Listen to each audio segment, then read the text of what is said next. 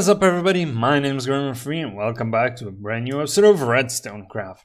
Today, ladies and gentlemen, we are building the one, the only, the Ilmango 1.14.4 flower farm. Now, before we do this, I want to note that although his farm is noted for 1.14, it does work on 1.15 and 1.15.1, and it's sorta server friendly. If you don't run it AFK for a couple hours, you should be fine.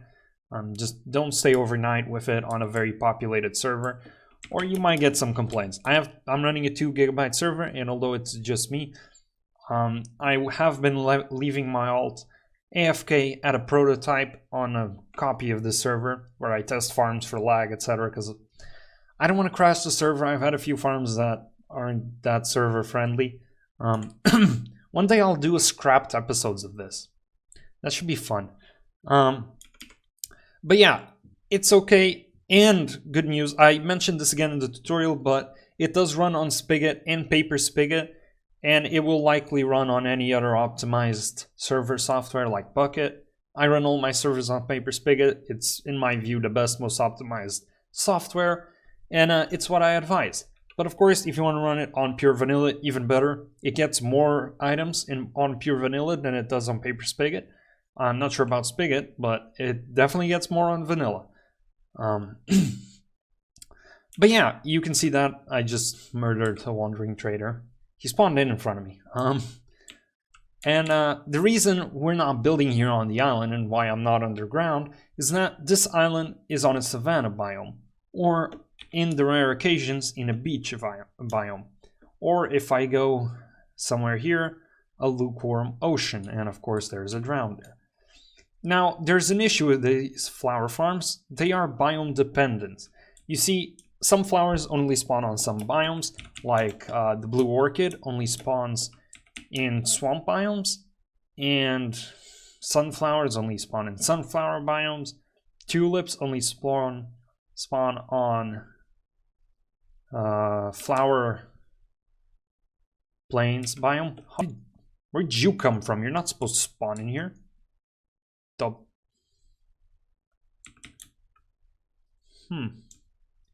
Came from in here. Okay, I gotta light this up better then. Anyway, point being, a savanna isn't the best place because it only really produces 2 flowers, red and yellow, and I have those in abundance, especially the red one because I have an iron farm that produces a buttload of them.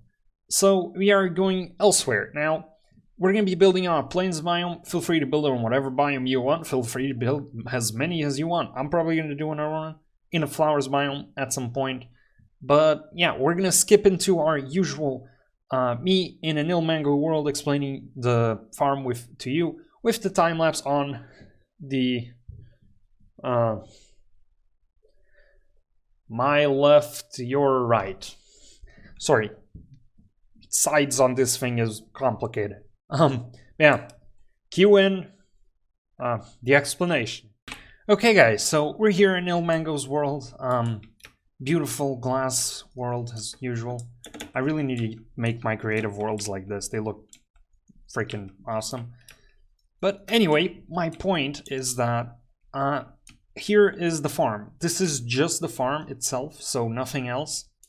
I'm gonna go over this in a little bit, but you guys should know that if you come in his video, he wanted just the cornflower, so the blue dye. So he's basically transforming everything else into bone meal. And I should probably stop this from running. And you can get, I think he said 70% back in this scenario. Check out his video. He explains it far better than I do, and I would highly recommend it. Anyway, it's a great tutorial. I'm just going to go over the general structure of the farm, and I'm going to use this one because it's more complete. So, start off with the center block right here, then go 1 up and put the dispenser turned upwards, and then build 4 dirt to this side and 5 dirt for this side. So, right there. And before you do this, actually, make sure your farm is turned to the south and to the north, because otherwise you're going to encounter issues with rails that are possible to be fixed. They are just a pain in the ass. I did that and it was really annoying. the rails. That's why the time lapse is cut when I start putting down rails, because it's just a pain in the ass. There's no need for you guys to watch me struggle for 30 minutes. So yeah, be sure to do that. So with that done, now you can start the hopper, dear God, how is this called? Observer clock. I just blanked. And then piston, and here you have a triad of pistons and observers that are gonna start clocks. See there, they're all powered by a single torch, which has a repeater into it, and a lever like this. Now this is your control switch. From here, you can control the top timer and the bottom clocks. You have a clock on each side that will push things, and a clock in the middle that will bone meal the farm. On the other hand, you have this hopper clock here, which will determine how often this goes down and comes back up. You see, each time this triggers, it's going to send one pulse into here, which is going to make this go around. Pulling it down, it's going to be a delay that's way too quick for it to recognize, so it's going to leave the blocks down because those are sticky pistons. And then once it goes again, it's going to come back up, and you can see that because this powers and unpowers these rails up here, which then again trigger the observer each time. So when powered, it triggers once, which is going to make it go down, and then when unpowered, triggers again, which makes it go up. We aren't using redstone here, from what I can tell, mostly because redstone would emit a delay that's too fast, so these blocks wouldn't bug, because you're sort of... I'm going to turn this back on. You can see that the blocks stay below to pull the items up, technically. I'm just waiting for it to happen. There you go, you can see. So it's sort of a bugged, it's based on a bug. So you need a really quick delay, which redstone just won't give you. As for circuits up here, you can see that from this place where the clock, actually no, sorry, from here, this redstone, which is always powered on when the farm's off, pushing that, but once the piston comes this, sorry, yeah, once this is powered, so the piston's coming this way, this is going to send a clock through, signal through here, go into this extender, and up into here. While this side circuit here is made so it's going to pulse twice, and it's made so the system on shutdown collects the flowers.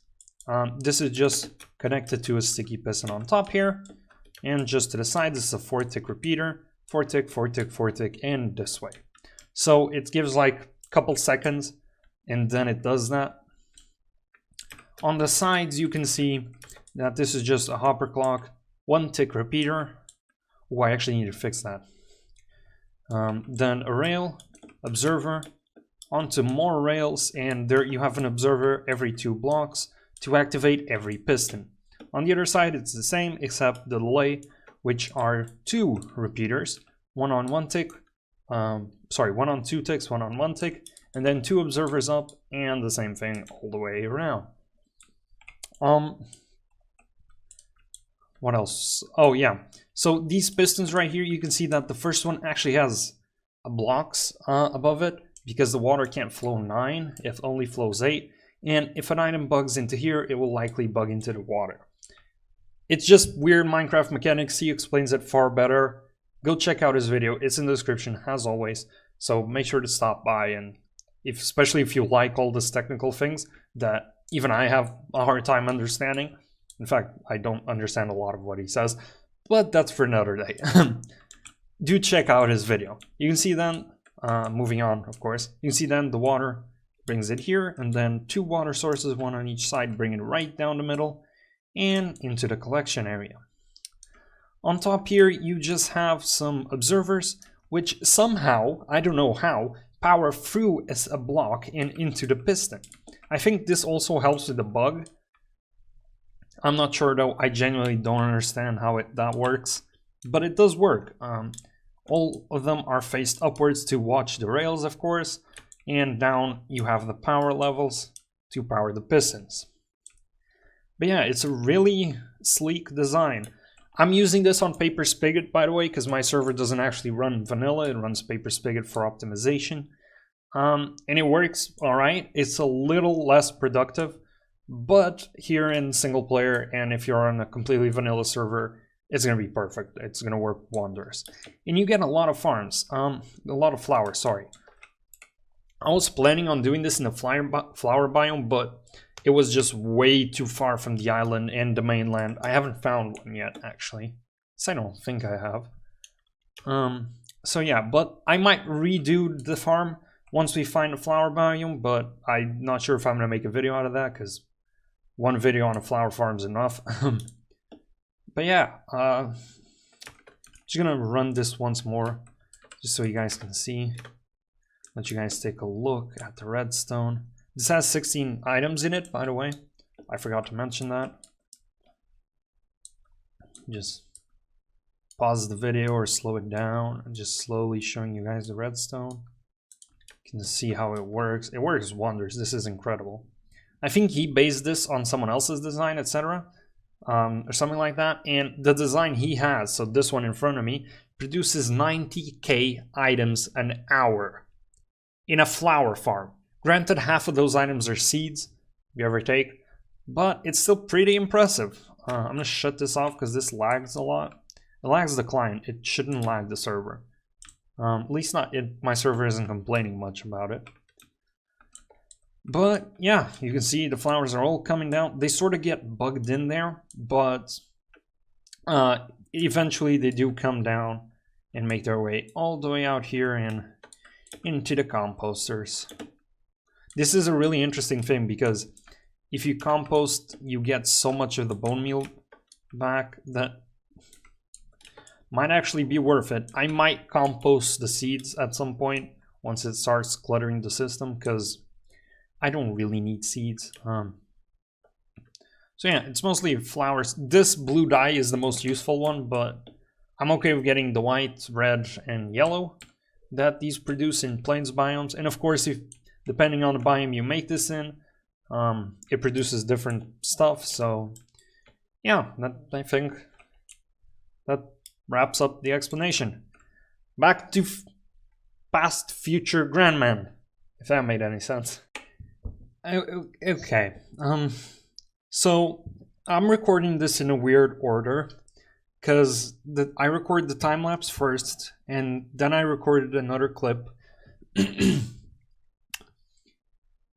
And now I'm gonna record this, which is the outro, and then I'm gonna record the tutorial and then the intro. So I'm sort of doing it in a weird order, but I'm a dumbass because the last clip I recorded didn't have sound. Now for the time lapse, that's fine because there is no sound anyway. For me, explaining stuff, it really isn't good. So what I said last time is that the farm is now operational. But since I'm an idiot and I didn't notice I didn't have sound on, I sort of skipped a beat. And what happened here is I just decorated the farm. From the outside, it's literally just a white blob. But if I can make it out here without getting murdered, go around here, into here, you can see it's our usual style. Turn on and off the farm. This is the bone meal dispenser. So, nether portal, everything's set up for our little corner. Sort of sucks that I lost that clip, but I'll make up for it once I record the time lapse. And yeah, I really hope you guys enjoyed this episode. We went back to Ilmango powered design. And yeah, that is all I've got time for today, folks. Next episode, we will be finishing decorating our island because I really want to do that. And that's likely going to be the last pre-recorded episode for this chunk of 20-something episodes. I've really been grinding my ass off. But yeah, if you enjoyed, make sure to hit that like button, subscribe to the channel. And that's it for today, folks. I'm out. Peace.